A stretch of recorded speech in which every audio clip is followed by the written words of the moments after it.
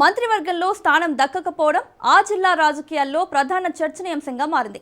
మళ్లీ మంత్రివర్గ విస్తరణ చేస్తారనే ప్రచారంతో అధికార కాంగ్రెస్ పార్టీలో అలజడి నెలకొంది. నామినేటెడ్ పదవులతో పాటుగా మంత్రివర్గంలో చోటు కోసం ఎవరికి వారు ప్రయత్నాలు మరోసారి ముమ్మరం చేసుకుంటున్నారు. అధికారంలోకి వచ్చిన నాటి నుంచి ఏ పదవి లేక డీలా పడ్డ నేతలంతా అగ్రనాయకత్వాన్ని ప్రసన్నం చేసుకునేందుకు ప్రయత్నిస్తున్నారు. మరోవైపు ఎమ్మెల్యేలు సైతం మంత్రి పదవి కోసం అదృష్టాన్ని పరీక్షించుకునేందుకు పాకులాడుతున్నారు. ఇంతకీ ఆ ఉమ్మడి జిల్లాకు రేవంత్ రెడ్డి క్యాబినెట్లో ఎందుకు చోటు దక్కలేదు? అసలు మంత్రివర్గంలో చోటు లభించని ఆ జిల్లా ఏది? Let's watch.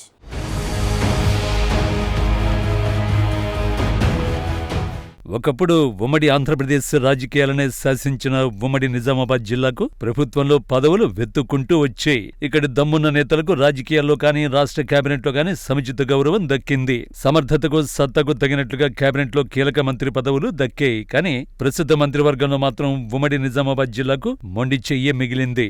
జిల్లాలో దశాబ్దాల రాజకీయ చరిత్ర కలిగిన నేతలు, సత్తా ఉన్న నాయకులు, అన్ని అర్హతలుండి పార్టీ గడ్డు పరిస్థితులను అంటిపెట్టుకుని ఉన్న సీనియర్ నేతలు, జిల్లాలో కాంగ్రెస్ పార్టీని బలోపేతం చేసి అధికారంలోకి తీసుకురావడంలో తమ వంతు కృషి చేసిన నాయకులు మంత్రివర్గంలో ఉండకూడదా అనే ప్రశ్నలు వినిపిస్తున్నాయి.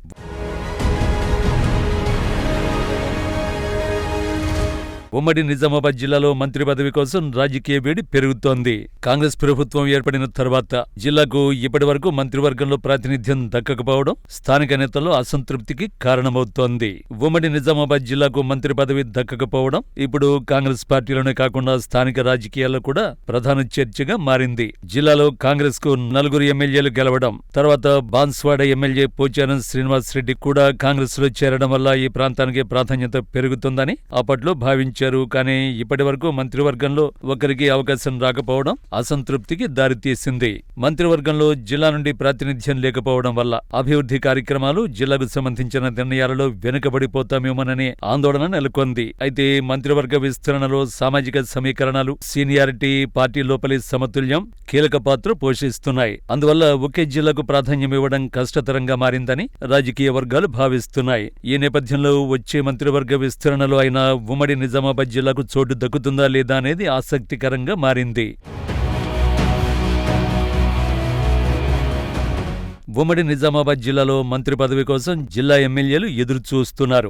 ఉమ్మడి నిజామాబాద్ జిల్లాలో 9 అసెంబ్లీ స్థానాలకు గాను 4 చోట్ల కాంగ్రెస్ అభ్యర్థులు గెలుపొందారు. బోధన్ నుంచి 3వ Sudarshan Reddy, Nizamabad rural MLA doctor Bhupathi Reddy, Yellareddy ఎమ్మెల్యేగా కె మదన్మోహన్ రావు, జుక్కల్ ఎమ్మెల్యేగా తోట లక్ష్మీకాంతరావులు విజయం సాధించారు. ఎన్నికల అనంతరం బాన్స్వాడ నియోజకవర్గం నుంచి బీఆర్ఎస్ పార్టీ నుంచి గెలిచిన పోచారం శ్రీనివాసరెడ్డి కాంగ్రెస్ పార్టీలో చేరారు. అయితే జూన్ 2025లో చేపట్టిన మంత్రివర్గ విస్తరణలో ఉమ్మడి నిజామాబాద్ జిల్లాకు చోటు దక్కుతుందని ప్రచారం జరిగినా చివరి నిమిషంలో అది పెండింగ్ లో పడింది. ప్రస్తుతానికి నిజామాబాద్ జిల్లా నుండి మంత్రివర్గంలో ఎవరూ లేరు. కానీ త్వరలో జరిగే మంత్రివర్గ మార్పుల్లో చోటు దక్కే అవకాశం ఉందనే ప్రచారం వినిపిస్తోంది.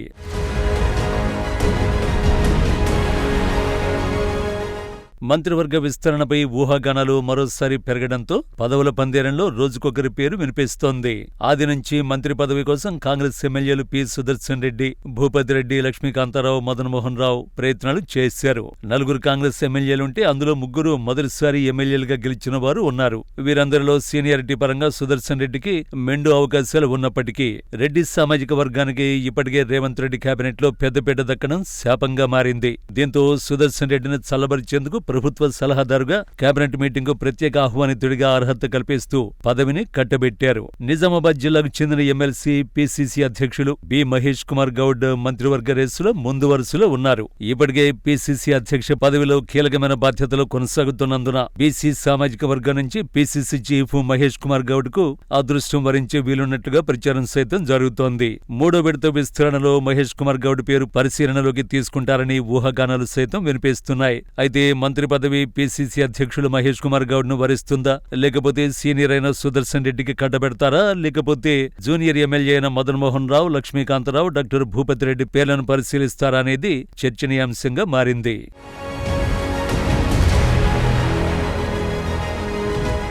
కేబినెట్ ర్యాంకుతో మంత్రివర్గ ఆహ్వానితుడిగా పి సుదర్శన్ రెడ్డికి చోటు కల్పించినప్పటికీ ఆయనకు మంత్రి పదవిపైనే ఆసక్తి కనబరుస్తున్నారు.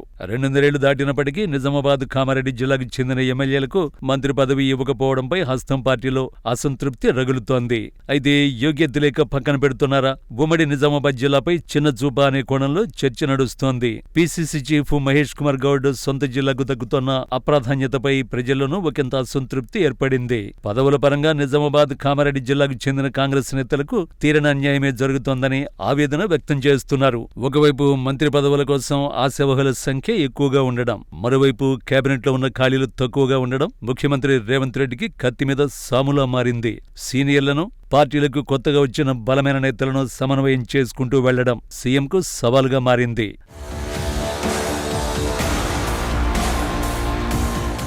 అయితే పదవి దక్కని వారు అసంతృప్తికి లోనైతే పార్టీలో అంతర్గత కుమ్ములాటలు మొదలయ్యే ప్రమాదం ఉంది.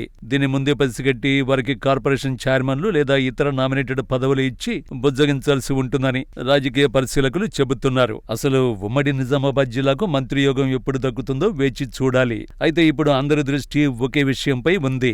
ఉమ్మడి నిజామాబాద్ జిల్లాకు మంత్రి యోగం ఎవరికి దక్కుతుంది? సీనియర్కు ప్రాధాన్యమా, సామాజిక సమీకరణాల, లేక యువ ఎమ్మెల్యేలకు అవకాశమా అన్నది మంత్రివర్గ విస్తరణలో తేలనుంది.